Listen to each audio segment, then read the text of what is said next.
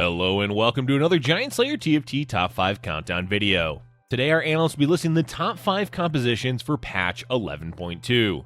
This is the first top 5 for the recently released set 4.5, so expect the meta to evolve quickly.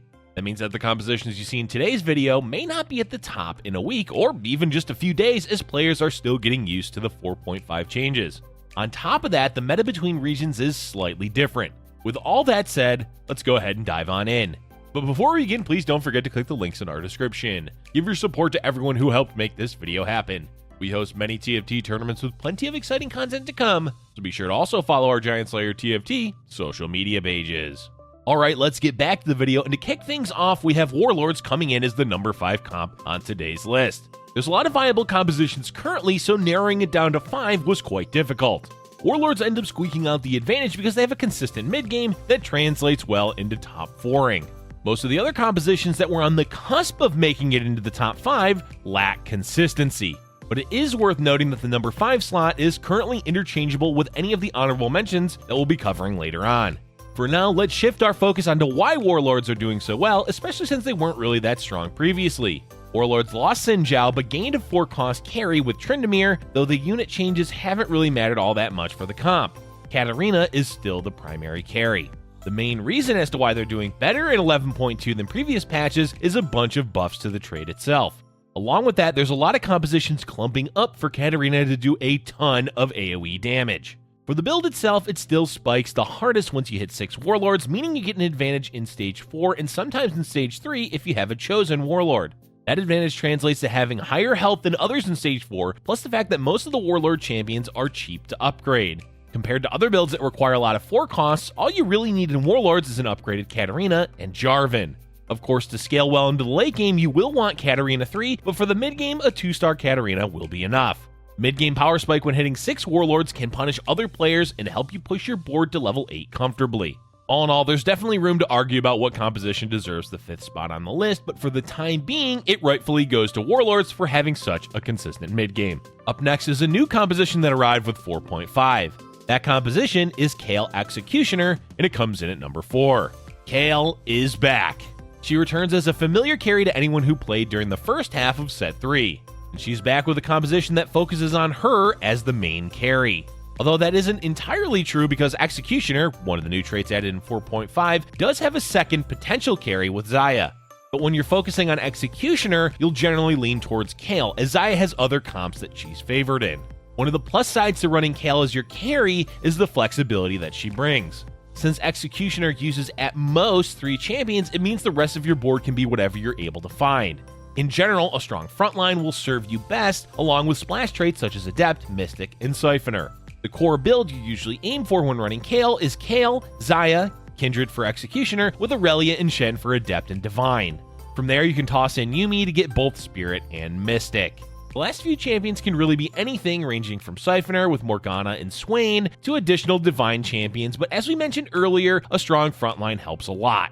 Vanguards are currently some of the best frontline champions in the game, so for your last additions to the build, you can look to add in Aatrox, Sejuani, or Ornn. Ornn is great for his artifacts, while the other two have great crowd control. As mentioned, this composition is really flexible, so you can use it in a number of ways. One of the stronger variations uses a Duelist Spatula on KAYLE and runs 4 Duelists. This works well because KAYLE wants to ramp up in a fight with attack speed, and Duelists facilitate that well. And you can easily fit in Divine with Duelists thanks to Jax and Lee Sin. Overall, KAYLE Executioner is one of the most consistent flex builds since you can get away with playing a multitude of different traits and champions. Moving along, we have Enlightened coming in at number 3. This was an interesting discovering in the meta, as Enlightened, at least in 11.1, really weren't doing that well at all. But with buffs to some of the champions and the trait itself, along with significant Morgana changes, the composition has returned once again to the meta. The core of the build relies on both Morgana and Talon, but the newly introduced Siphoner is equally as important. Combining these 2 traits makes your board hard to kill, as the champions will be healing thanks to Siphoner, while Enlightened champions get to spam more abilities. In particular, you'll find that Morgana does a lot of work when she's able to cast frequently. Talon is, of course, the primary carry, so it's a good idea to also toss in another assassin for him. It's also possible to go heavy into assassin and move away from Enlightened, but you can run the risk of being outscaled. Instead, focus more on Siphoner and Enlightened and just use assassin as a pseudo splash trait. There's really nothing too complicated about this composition, so run it if you end up with either Enlightened or a Siphoner chosen. Generally, Siphoner is better since it's easier to fit into the composition. Swain is also an amazing late game champion that helps this build scale well into the late game. Next up is the number 2 composition on the list, Olaf Slayer. Olaf is another returning champion from a previous set, and while he isn't as scary without Glacial and Berserker, he's still plenty strong with Slayer and Dragon Soul. That said, of the 2 traits, Slayer is definitely the more worthwhile one when using Olaf as the main carry, and it's the focus of the composition. While you may think 6 Slayer is the way to go, oftentimes it's better to only use 3. Committing your board to 6 Slayers reduces the amount of support traits that you can have, which can lead to scaling issues late game. Dragon Soul has a similar issue, but of the 2, you'll gain more value from running Slayer. For the core build, your primary carry is, of course, Olaf. In addition to him, you'll want 2 more Slayers, assuming you're unable to find a chosen Slayer Olaf. Samira is easily the best late game option, but prior to that, you can use Tryndamere and Pike. As for the other champions in the comp, well, it's really just about protecting your Olaf and buying time for him to kill the enemy team. To do that, you'll want to find a good frontline with crowd control, which means Vanguards. Aatrox, Ornn, Sejuani, and Nautilus bring a lot of CC. Braum can be used for Dragon Soul, though he doesn't really have any utility besides soaking up damage. If you do use Braum, then Swain is an easy addition for the late game. This also means Siphoner is available if you add in a second one. Besides the frontline, you can always look towards Adept or Mystic, as they're always useful splash traits. Spirit is also not a bad choice since Yuumi is just a great overall champion, and Spirit was reworked to give a flat attack speed buff instead of being tied to the unit's mana pool. Olaf is definitely a scary carry in the current meta, though we'll have to wait and see if that holds true as players figure out the set. And the composition coming in at number 1 is Elderwood. Elderwood got some fairly drastic changes in 4.5. Not so much to the trait itself, but to its champions. Xayah was added as a 4-cost carry replacement for Ashe, and while her damage can be finicky, she's one of the better carry options currently. Rakan was also added, and together the 2 of them bring Keeper to the table when running Elderwoods. Rakan in general is one of the best 2-cost champions in the pool currently, particularly in the early game. The other major changes to Elderwoods is the addition of Ornn as an additional frontliner for the trait. Plus, he also makes unique items called artifacts that bring a lot of value to your board. Lastly, there's Aurelion Sol. Aurelion is not actually an Elderwood, but he is a mage. And he's a mage champion that uses the trait really well, since he does more damage to targets he hits a second time with his ability. This means he fits perfectly into Elderwoods alongside Lulu and Vygar. Overall, what you get when running Elderwoods is a lot of defense from the trait and the Keeper trait from Rakan and Xayah. And you won't be lacking damage because Aurelion Sol fits so well into the comp, or you can just use Xayah as the carry. It's easily the strongest composition that you can play currently, though be wary of trying to force it as it is very, very contested. Alright, with that, we're at the end of our top 5 compositions for patch 11.2. But of course, we're not done yet, as we do have a few honorable mentions to go over. These builds could very well end up in the top 5 as players continue to figure out the meta, but for now, they lack consistency. So while they're all viable, just keep in mind that you may not always be able to do with them what you might with one of the top 5 builds. Up first, we have Diana Spirit. Diana was changed to be a spirit after the removal of the Moonlight trait, and with that, she received a whole bunch of buffs. As we talked about earlier, Spirit was changed. Putting these two together makes for a surprisingly strong composition that spikes during stage 4 after you've slow rolled for Diana 3.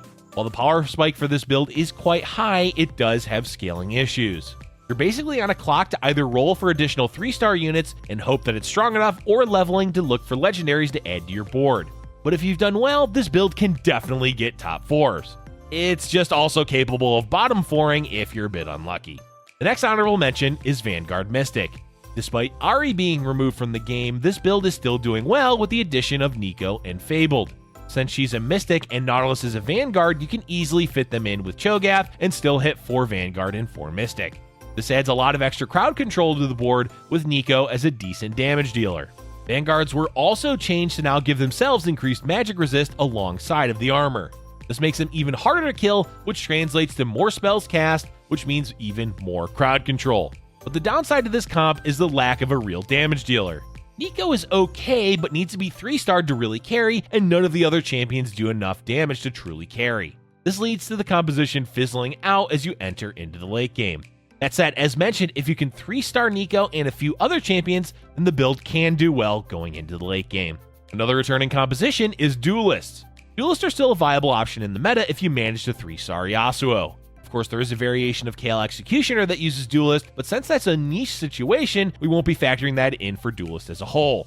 Tryndamere was also added as a new Duelist, but he really isn't that great of a carry at the moment. For the most part, this composition is going to play out the exact same as it did previously. Aim for an early chosen Yasuo to build up your economy to then slow roll for Yasuo 3. With that power spike, you try to pivot into the late game and look for champions like Yone. It's a great build if you get all the pieces, but like all these honorable mentions, it does lack consistency. And the last honorable mention is Zed Ninja. This is a repurposed build from the original set as it uses Zed as the primary carry with the other ninjas backing him up. But instead of having Shade, you instead use Slayer. There's multiple ways to go about doing this, but the simplest is going for Slayer and for Ninja. From that point, it's basically the same as Ninja Shade since you just want to hit Z3. It's quite similar in power to Ninja Shade, but doesn't quite hit as hard of a power spike with Z3 and doesn't scale nearly as well into the late game. It's an alright build, but again, lacks consistency. That's going to be it for today's video, folks. It's a hectic time right now with the new patch and set 4.5 being released, so expect the meta to continuously shift day to day. Next patch, we should see the meta settle down a little bit more, so until then, we recommend trying out as many builds as you can to get a better grasp of 4.5. Let us know in the comment section below what compositions you've been enjoying so far in the new patch. Thank you for watching, and if you're enjoying our content, be sure to hit the like button and subscribe for future Giant Slayer TFT videos.